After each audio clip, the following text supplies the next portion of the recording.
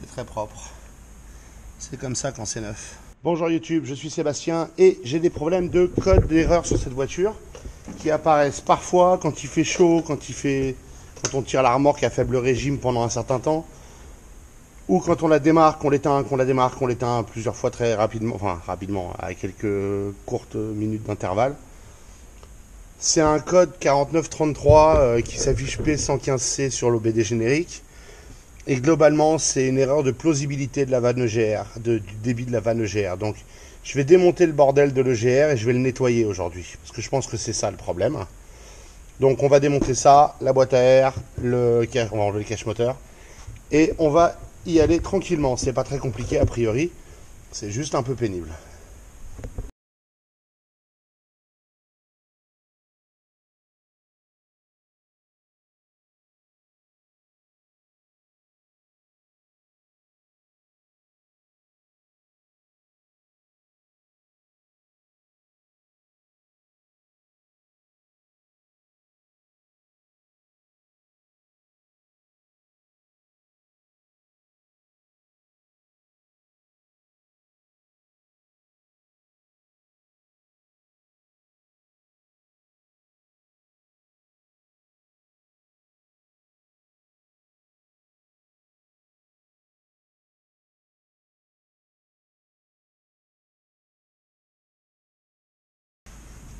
Donc cette pièce, elle est tenue par un écrou là qui est du E8, qui se trouve comme ça, et par un clips débile classique qu'on tire par le bas pour le décoincer, et c'est comme ça qu'on le libère du turbo.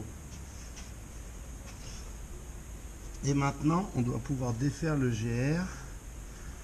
Alors,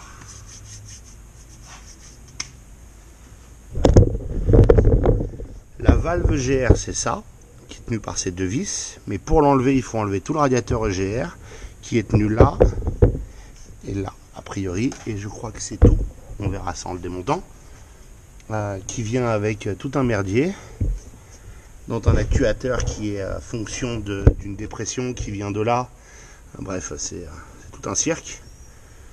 Et donc on va démonter ça, l'objectif c'est de nettoyer ce qu'il y a là-dedans. En tout cas d'essayer, on va voir si on peut. Pas forcément évident, mais on va voir si on arrive à faire quelque chose de bien. Ça améliorera la situation. Aux joies. Donc, maintenant qu'on est là,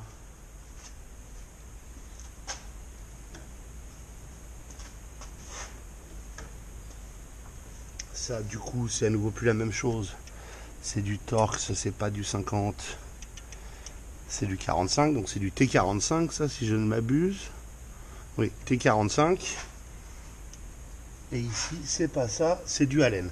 C'est n'importe quoi cette voiture en termes de visserie. On a du 10, du E8, du T45, du Allen. Enfin, c'est. On a déjà essayé de débloquer ces deux-là. Hein.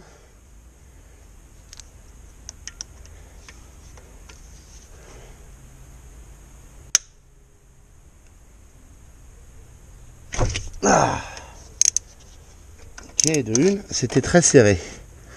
Et alors la deuxième, pour l'atteindre, c'est la merde.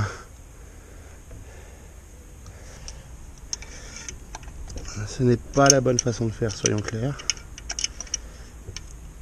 Je vais voir si c'est possible.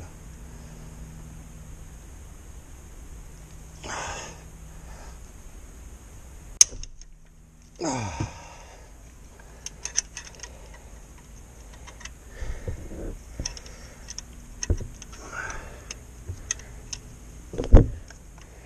Donc oui, c'est possible. Pas facile, pas pratique, mais possible.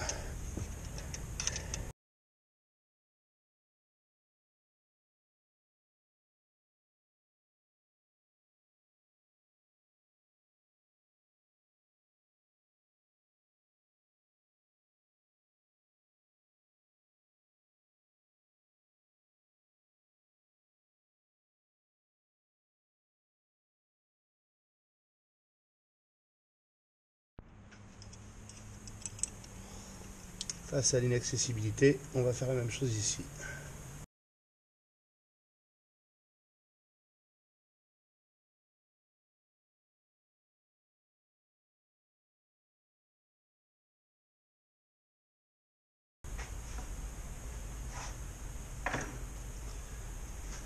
Donc maintenant,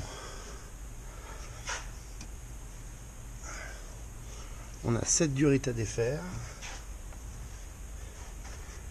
C'est pas la méthode officielle, mais c'est pas grave. Cette méthode fonctionne aussi. Il suffit d'écarter.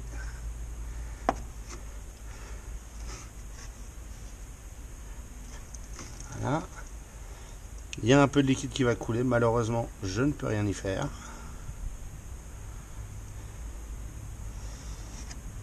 Je vais aussi profiter que ce soit en place avec du T30, je crois. Oui.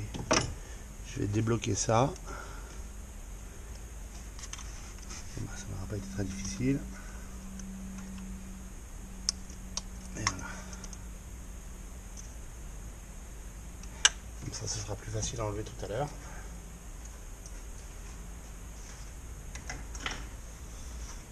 Et maintenant qu'on a ça, on va essayer d'enlever ce bordel. Qu'est-ce qu'il tient encore? Il y a autre chose qui le tient en place, c'est pas possible.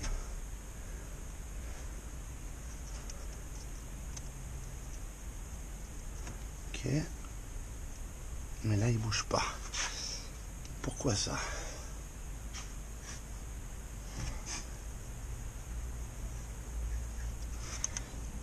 Parce qu'il y a une platine et une vis qui va être quoi? Torx ou Allen? Je ne sais pas. On va essayer avec la Torx. Visiblement pas. Donc la laine. Oui. Donc il y a encore une vis en haleine. J'aurais dû la débloquer plus tôt, c'est pas grave. Encore un problème que vous n'aurez pas, vous. Voilà, elle est débloquée.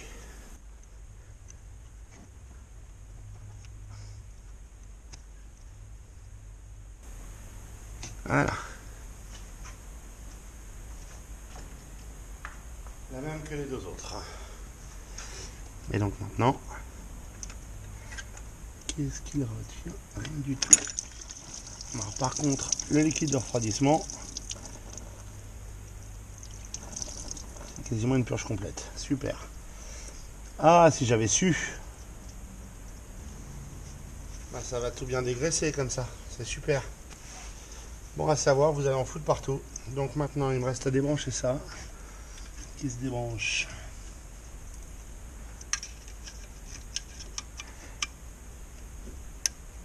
Voilà. Ok. Et vraiment, il faut lever le clip pour pouvoir soulever le machin. C'est débile. Bref, hop. Une petite dépression. Allez, faire là. Pas.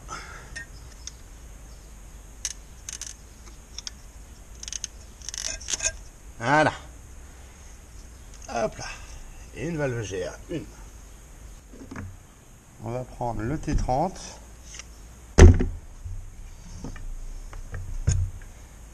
Et on va dévisser la valve.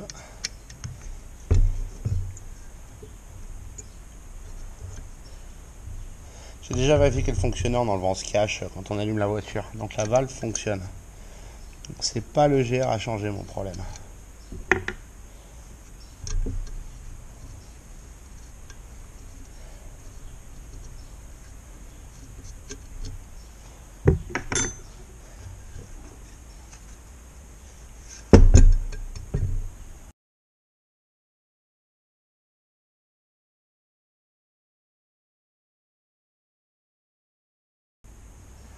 J'aurais dû la débloquer tant que c'était dans la voiture.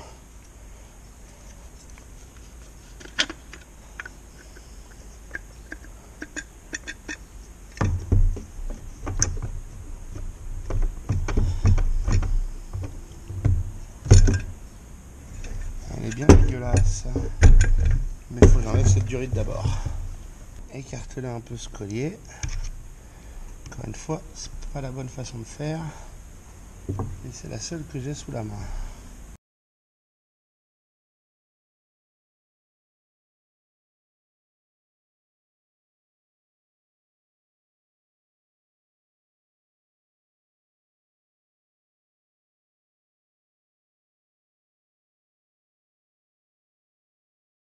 Voilà. Une valve GR d'une grande propreté. Et l'intérieur ne doit pas être mieux. Alors ce que je vais faire maintenant, c'est que je vais le souffler au compresseur. Je vais en foutre partout, hein. Ça va être dégueulasse. Mais c'est ça la solution. Donc j'ai branché le compresseur, on va le laisser tourner. Et on va jouer à ça. Ça je peux déjà le remboîter parce que j'arrive pas à l'enlever. De toute façon. Du moins je peux essayer.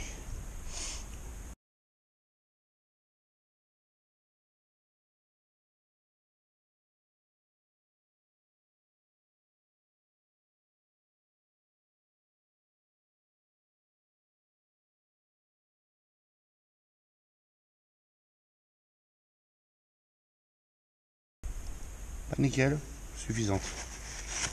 C'est assez propre comme ça. Mon vrai problème c'est ça. Parce qu'il n'y a pas vraiment de moyen d'aller le nettoyer à l'intérieur.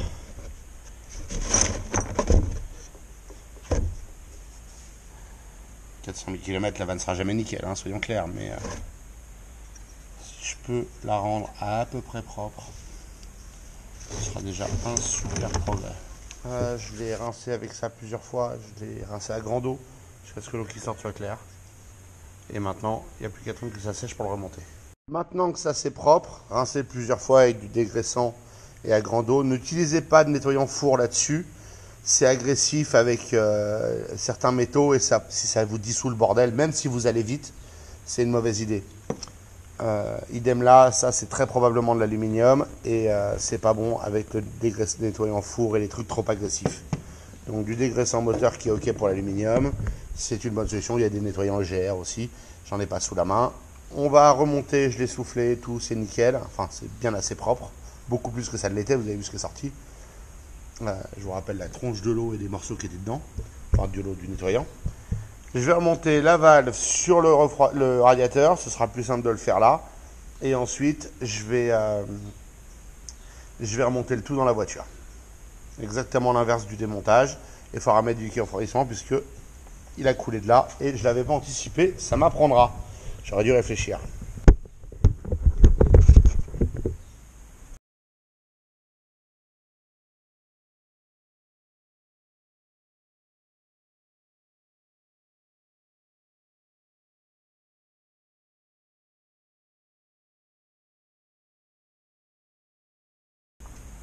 Voilà. Donc je vais démonter cette platine, je vais la fixer sur le moteur et après seulement je revisserai là-dedans. Ce sera beaucoup plus simple.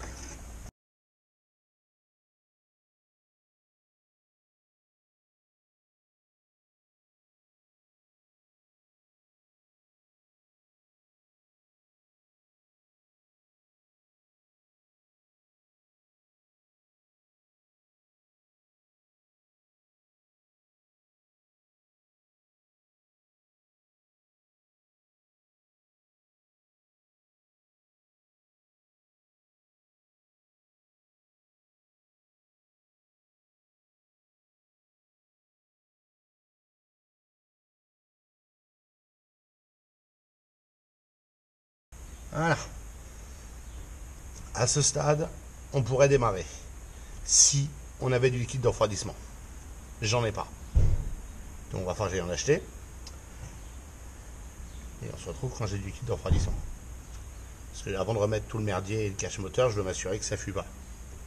Bon, je vais la démarrer, vous allez surveiller les fuites.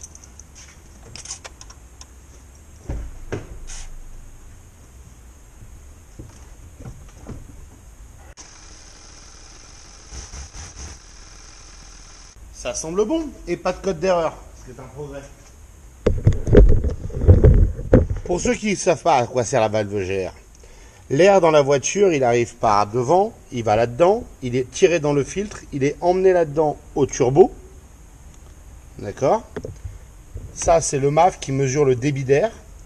Cette durite, elle permet d'aspirer en même temps que l'air dans le turbo, les vapeurs d'huile dans le carter. C'est le remplaçant de ce qu'on appelait le reniflard à une époque. Ensuite, ici on a l'échappement du moteur, on a la tubulure d'échappement, enfin la tubulure non, le collecteur d'échappement, pardon. Donc les gaz d'échappement sortent là, vont entraîner l'autre moitié du turbo. Regardez comment un turbo fonctionne, c'est une autre discussion entièrement. Et cette valve GR qui est ici, il y a un petit moteur là qui l'ouvre pour aspirer une partie des gaz d'échappement dans le radiateur de l'EGR. Et ça va dans l'admission d'air ici. Et c'est soufflé avec l'air compressé du turbo qui passe dans l'échangeur, enfin dans le refroid, dans le... Ah, comment ça s'appelle? L'intercooleur, le radiateur, globalement, qui va ici et qui amène de l'air froid. Là-bas, c'est l'accélérateur. Et donc, l'air du turbo, c'est de l'air frais, mais c'est aussi complété, à certains régimes, dans certaines conditions, par des gaz d'échappement qui viennent donc directement à la sortie du moteur et qui retournent dans l'admission d'air pour dépolluer un peu la voiture. C'est tout l'objectif, c'est de la dépollution. Donc on est emmerdé par le système par le système de dépollution, on n'est pas emmerdé par le système de la voiture en tant que telle. Le même moteur sans ça, et objectivement ça on peut l'enlever. C'est pas bien, c'est pas légal, mais une fois démonté, il existe des kits pour fermer les deux sorties de liquide de refroidissement, la sortie vers l'air, l'aspiration depuis l'échappement. On peut tout faire disparaître. C'est interdit, c'est illégal, et si vous ne l'avez pas au contrôle technique, vous risquez de vous faire aligner. Et c'est une faute grave, etc. Oui, on peut le démonter, le remonter à chaque contrôle technique, mais enfin ça devient chiant au bout d'un moment.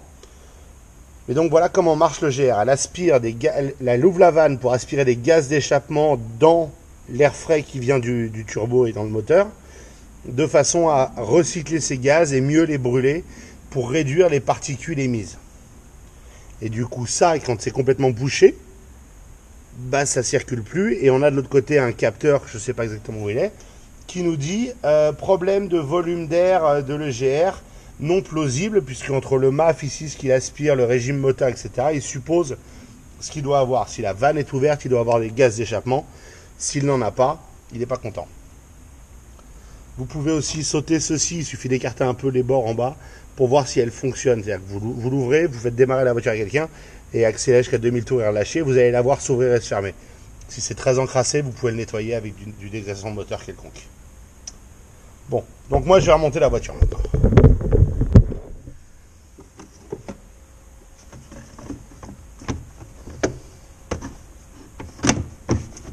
Hop là.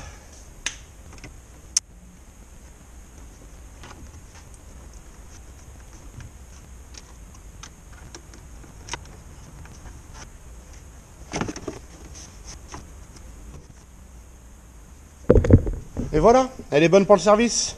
Si vous avez fait couler du liquide de refroidissement, si vous avez fait couler du liquide de refroidissement, revérifiez-le. Et puis sinon, bah, je pense que le problème, c'était le problème et je pense qu'il est résolu. On verra si jamais ça se représente, on investiguera un peu plus. Mais vu l'état du radiateur EGR, il y a quand même de bonnes chances que ça ait été ça le problème et que ça justifie l'erreur de plausibilité du volume d'air injecté quand la vanne était ouverte.